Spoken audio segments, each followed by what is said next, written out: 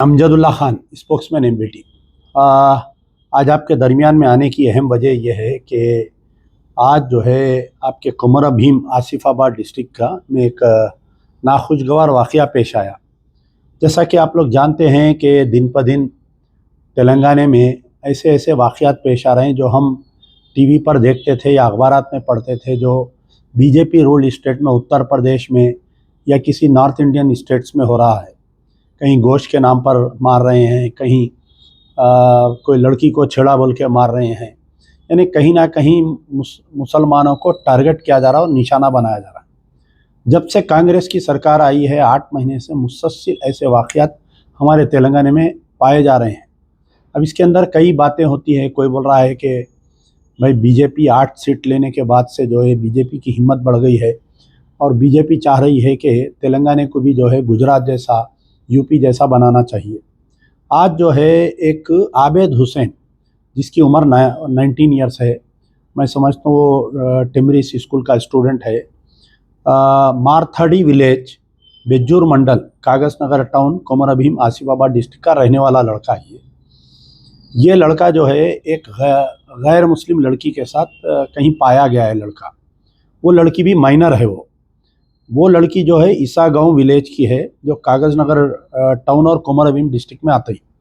यानी ये मारथड़ी विलेज और ईसा गांव विलेज में तकरीबन एक 15 या 20 मिनट का रास्ता है, 20-25 मिनट का रास्ता है। तो जब ये लड़की के साथ पाया गया, इसको वहाँ पर पकड़ने के बाद में इसको झाड़ को बंद दिए, पूरे गांव को जमा करे और बेतहाशा तरीके से इसको मार रहे हैं। इतनी बुरी तरीके से मारे हैं। लेकिन काबिल मुबारकबाद है ईसा गांव विलेज की, जो ईसा गांव पुलिस स्टेशन की पुलिस मौके वारदात पर पहुंचकर वहां पर वो लड़के को बचाकर निकालने में कामयाब हुई। लेकिन मसला ये है कि अगर फ़र्ज़ करिए आबिद हुसैन को ऐसी गलत हरकत किया है और उसके माँ बाप कंप्लेंट देते हैं माइनर लड़की के, क्योंकि लड़का भी माइनर है, लड़की भी माइनर है, अगर कंप्लेंट देते हैं तो उसके ख़िलाफ़ में एक्शन पुलिस लेती। ये लोग कौन हैं जो कानून को अपने हाथ में लेते हुए बाज़ाफ्ता वीडियोस बनाकर बोल रहे हैं ये लोग कि ऐसा अगर आइंदा हरकत होंगी तो अब तो हम मार रहे हैं इसका, नेक्स्ट टाइम उसका कत्ल कर देंगे। और ये जब वो पुलिस बचाने के लिए गई तो मार के पुलिस ऑफिसरों को भी ज़ख्मी कर दिए लोग, पुलिस की गाड़ी पूरी डैमेज कर दिए। मेरे पास पूरे वीडियोस आए, आप मेरे फेसबुक पे या ट्विटर पे देख सकते हैं। तो ये वाक़या पहला नहीं है। ऐसा ही सेम वाक़या कुछ दिन पहले सिद्दीपेट मंडल में, सिद्दीपेट का जो जहाँ के हमारे हरीश राव साहब जहाँ के एमएलए हैं, सिद्दीपेट में भी ऐसे ही वाक़या पेश आया था। गुरुवन्नापेट विलेज, कुमरावली मंडल, सिद्दीपेट में एक शरफुद्दीन नामी 21 साला लड़के के ऊपर इल्ज़ाम लगाए कि ये किसी लड़की को छेड़ा या रेप किया बोल के। पुलिस उसको गिरफ़्तार कर ली। यानी 27/9 के दिन ये वाक़या पेश आया। पुलिस गिरफ़्तार करने के बाद में 2 दिन के बाद में, इतवार के दिन, वाक़या जुम्मे के दिन हुआ, इतवार के दिन पूरा गांव जमा होकर उसका घर जला दिए, उसके डोज़र जला दिए, उसका पूरा जला दिए। तो ऐसा ही वाक़या यहाँ पर पेश आया।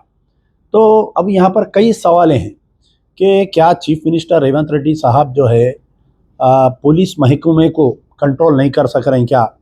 क्या पुलिस यहाँ की हमारी जो है अब ये जो वाक़या पेश आया आबिद हुसैन के साथ में, जितने लोग इसके अंदर इन्वॉल्व है इनके ऊपर पूरों पे FIR इशू नहीं होता। कामारेड्डी में जो लड़की के, एक मुस्लिम लड़की के, मासूम लड़की के साथ, माइनर लड़की के साथ जो PT सर रेप किया बोल के जो है, उसके अंदर मुसलमान एहतजाज करे तो 4 FIR है। एक FIR में 60 से 70 बच्चे हैं। कई बच्चों की बाहर के लिए तालीम के लिए जा रहे थे, उनकी तालीम रुक गई। कई जेल में हैं, कई बाहर है। तो वो सेम पुलिस का एक्शन जो है बोधन में नहीं देखा गया, जहाँ पर एक मुस्लिम लड़की का रेप हुआ।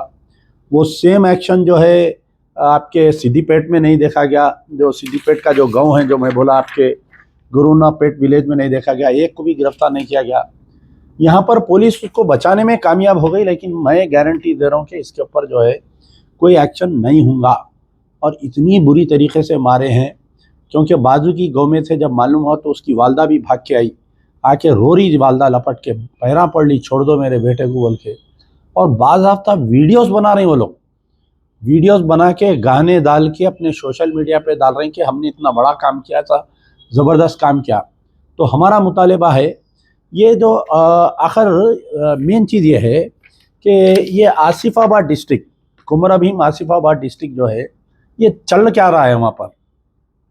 आज से तकरीबन 50 दिन पहले यानी असेंबली इलेक्शन के बाद में एक फिसाद हुआ, गड़बड़ हुई। वहाँ पर जो है कांग्रेस को वोट डाले बोल के वहाँ के मुसलमानों पे, वहाँ की जो गोंड तबका के लोग हैं वो लोग आरएसएस से मिलके, बीजेपी से मिलके हमला किए और एफआईआर इशू हुआ तकरीबन मुसलमानों के ऊपर 75 लोगों पे। फिर बाद में जो है बांग्लादेश में हिंदुओं को मार रहे हैं, हमला कर रहे हैं बोल के 6 डब्बों को जलाए। वहाँ के मुकामी डीएसपी जो है 6 डब्बों को जलाने के बाद में मुसलमानों का कंप्लेंट नहीं लिए, उल्टा मुसलमानों को ये बोले कि अगर मैं केस बुक करूँगा वो लोग जेल को जाएंगे, वापस आएंगे, फिर दुश्मनी बढ़ती, इसलिए मैं दोनों कम्युनिटीज़ को मिला देता हूँ, आप लोग कंप्लेंट मत दियो बोले।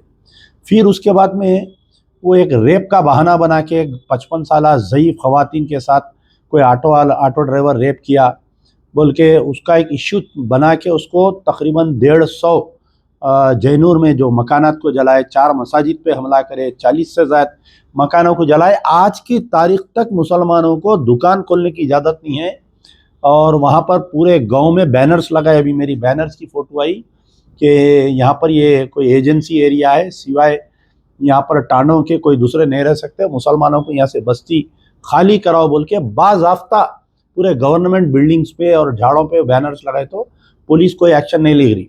अब यहाँ पर ये देखिए कि जो जैनूर में वाक़या हुआ, जब जो सुपरिटेंडेंट ऑफ पुलिस थे वो आज तक भी वही सुपरिटेंडेंट ऑफ पुलिस है, उनका ट्रांसफ़र नहीं हो रहा, उनके खिलाफ में कोई एक्शन नहीं हो रहा। यानी 150 दुकानात जले, मकानात जले, मसाजिद पे हमला हुआ, यही एसपी थे। कुछ दिन पहले आपको याद होगा कि कागज़ नगर में ये कोई माता का जुलूस निकाल के जो है वहाँ पर भी कागज़ नगर में एक वाक़या पेश आया था। कागज़ नगर में एक आइसक्रीम की दुकान को जला दिए थे, 2 मुसलमान बच्चों को ज़ख्मी करे, पुलिस काउंटर केस कर रही, मेरे पे आके हमला कर रही, मैं डिफेंड किया तो मेरे ऊपर भी केस, उनके ऊपर भी केस। ये कैसी बात है बताइए आप, समझ रहे हैं। एक माँ बारह जुलूस निकल के हमला किया आइसक्रीम की दुकान को कागज़ नगर में, लेकिन ये वैसे ही हुआ। तो खैर बहरहाल ये बड़े अफसोस के साथ कि हम बहुत उम्मीदों के साथ कांग्रेस को मुसलमान वोट दिए। कई लोग ये बोलते हैं कि भाई आप ही तारीफ़ करे थे, आप ही तायद करे थे। देखिए बीआरएस की मुखालिफत की कुछ वजूहात थी। हम तेलंगाना एजिटेशन में हम बीआरएस की तायद किए थे, केसीआर की तायद किए, तेलंगाना बनने के बाद में क्या हुआ कि आप किशनबाग के राइट से लेकर केसीआर साहब कोई दूध के धुले हुए नहीं हैं। ये जो सोशल मीडिया पे आके चंद बेवकूफ़ लोग जो है ये बोल रहे हैं कि केसीआर अच्छा है, बीआरएस अच्छी है, केटीआर अच्छा है, तो एक लंबी दास्तान है इनकी भी। किशनबाग राइट्स में फायरिंग करके 4 लोगों को मार दिए, मुस्तफ़ाउद्दीन के किलिंग में आज तक गिरफ्तार नहीं करे, 9 मसाजिद को शहीद कर दिए। तो मेरे भाई मासूम बच्चे, आप लोगों को अक्ल नहीं है तो मत करो, आप लोग कमेंट आए सोशल मीडिया पे, इन्हों भी कोई दूध के धुले हुए नहीं है। तो मुखालिफत हमने किया, यकीनन सच है, और कांग्रेस को पावर में लाया। लेकिन हमको क्या मालूम था कि कांग्रेस जो है, देखिए कांग्रेस में एक ये बात होती कि यहाँ पर अकेला चीफ मिनिस्टर डिसीजन नहीं लेता, जो भी डिसीजन होता एआईसीसी से होता। तो जो राहुल गांधी की यानी राहुल गांधी के जो बयानात थे, उनके जो कुछ एक्शंस थे, राहुल गांधी के जो तकारीर है, तो वो तमाम चीज़ों को हम देखकर जो है तेलंगाना के मुसलमान कांग्रेस की तायद किया और कांग्रेस को वोट दिए। लेकिन 9 महीने या 10 महीने में तकरीबन 23 से ज़ायद अटैक्स हो रहे हैं। बड़े अफसोस की बात है कि अब बताइए आपके क्या कहना, बताइए। रेवंत रेड्डी अपॉइंटमेंट नहीं देते। कई लोग मुझे बोल रहे हैं कि भाई आप रेवंत रेड्डी से जाके मिलिए, तकरीबन 5-6 लेटर लिखा मैं, उन्होंने अपॉइंटमेंट नहीं देते। कोई मिनिस्टर का ने पावर्स नहीं है, ना शब्बीर अली का ने पावर्स है कि कोई मुसलमानों के ताल्लुक से बात करेंगे, ना दूसरे जो मिनिस्टर्स है, पोंगुलेटी श्रीनिवास है, उत्तम कुमार रेड्डी है, आपके कई मिनिस्टर्स है, खुद हमारे हैदराबाद सिटी इंचार्ज मिनिस्टर है। ये मिनिस्टर्स से बोले तो ये लोग क्या बोल रहे हैं कि भाई हमारा जो सब्जेक्ट है, मेरा जो सब्जेक्ट है वो सब्जेक्ट पे ही मेरे को बोलिए, मैं नुमाइंदगी करता हूँ। ये लॉ एंड ऑर्डर पे हम नहीं बोल सकते क्योंकि चीफ मिनिस्टर का नहीं है लॉ एंड ऑर्डर। फिर कई लोग जो है एआईसीसी में बात किए, कई कांग्रेस के लोग गए, इमरान प्रतापगढ़ी से बात किए, उन्होंने सीक्रेट विजिट पे भी आए थे हैदराबाद को, 2-3 दिन यहाँ पर रहे, पूरा जायज़ा लेकर गए उन्होंने। वो बेचारे, क्योंकि अब रूलिंग पार्टी उनकी खुद है, तो ना उन्होंने नज़म गा सकते ना शेर शायरी कर सकते जो फिसादात हो रही। तो उन्होंने भी जाके कुछ रिपोर्ट पेश करे एआईसीसी के सदर को बोल के मुझे इत्तला मिली। तो यानी एआईसीसी से जो ड्रास्टिक एक्शन लेना।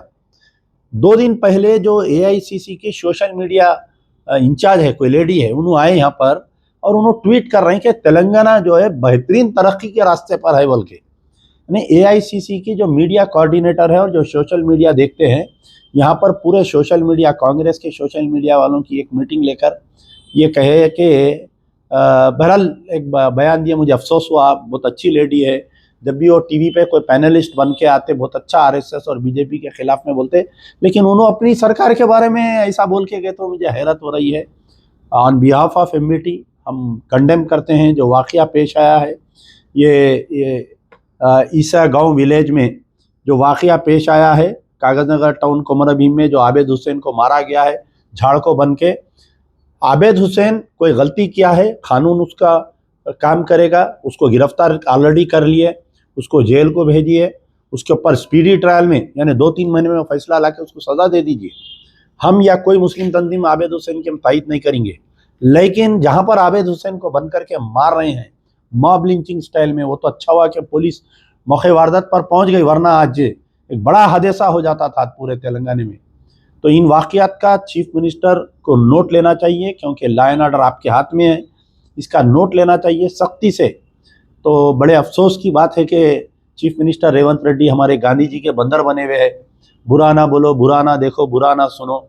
जैसा पहले ज़माने में हम बचपन में कभी ट्रेन में सफ़र करते थे तो कई लोग हमको मिलते थे, मौन निमंत्रण, मुँह को पट्टी बन लेके, हम 5 साल के लिए बात नहीं करेंगे, हम 2 साल के लिए बात करेंगे नहीं करेंगे।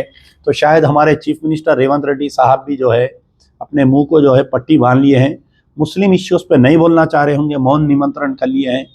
लेकिन ये चलने वाला नहीं है, आपकी सरकार को हम चलने नहीं देंगे। या तो चीफ मिनिस्टर को बदलेंगे या तो कांग्रेस को बेदखल करेंगे हम।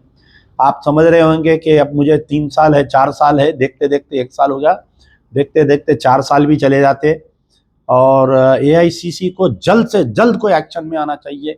एक टीम को भिजा के जो तेलंगाना में पूरे 9 महीने में, 10 महीने में जो पूरे वाक़यात पेश आए, इसकी पूरी नोट लेते हुए मुस्लिम लीडर्स से मिलना चाहिए, स्पॉट पे जाना चाहिए, जहाँ पर जैसा कामारेड्डी में कई 100-150 बच्चों को केस में बुक किए, बोधन में जहाँ पर मासूम बच्ची का रेप हुआ उसका बेल हो गया, आपके सिद्दीपेट में जिसका घर जला दिया एक मुसलमान का, और आपके ये जो वाक़या परसों कोमराभीम डिस्ट्रिक्ट में आपके कागज़ नगर में जो जूस की दुकान तोड़ फोड़ कर दिए।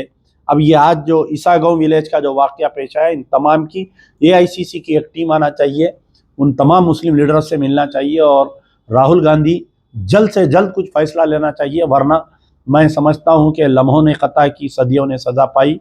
राहुल गांधी का जो ख्वाब है प्राइम मिनिस्टर बनने का, वो ख्वाब ही रह जाएगा। शुक्रिया। यार जिंदाबाद, सोबत बाकी।